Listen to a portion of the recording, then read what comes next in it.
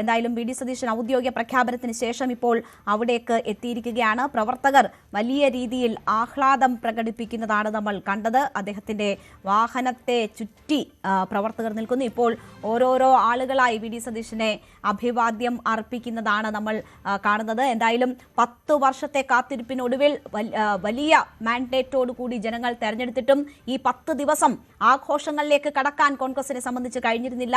മുഖ്യമന്ത്രി എവിടെ എന്ന ചോദ്യമായിരുന്നു എല്ലാവർക്കും നേരിടേണ്ടി വന്നത്. MLA-മാർക്ക് പോലും റാലികൾ നടത്താനോ വിജയാഹ്ലാദ പ്രകടനങ്ങൾ നടത്താനോ പോലും കഴിയാത്ത സാഹചര്യം ഉണ്ടായിരുന്നു. ഘടകകക്ഷികൾക്കും അത്തരം ബുദ്ധിമുട്ടുകൾ ഉണ്ടായിരുന്നു. എന്തായാലും ആ അനിശ്ചിതത്വത്തിനെല്ലാം വിട നൽകുകയാണ്. ആഹ്ലാദത്തിലേക്കും സന്തോഷത്തിലേക്കും വഴിമാറുകയാണ് UDF ക്യാമ്പ്.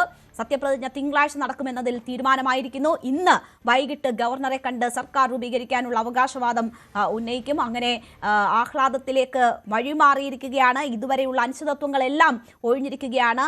കോൺഗ്രസ് പ്രവർത്തകർ അത്യാഹ്ലാദത്തോടുകൂടി തന്നെ AICCയുടെ തീരുമാനത്തെ നെഞ്ചേറ്റിയിരിക്കുന്നു.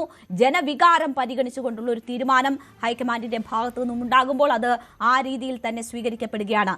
ലല്ലു നമുക്കൊപ്പം തുടരുന്നുണ്ട്. ലല്ലു, നേരത്തെ പറഞ്ഞു വന്ന കാര്യങ്ങൾ തുടരാം.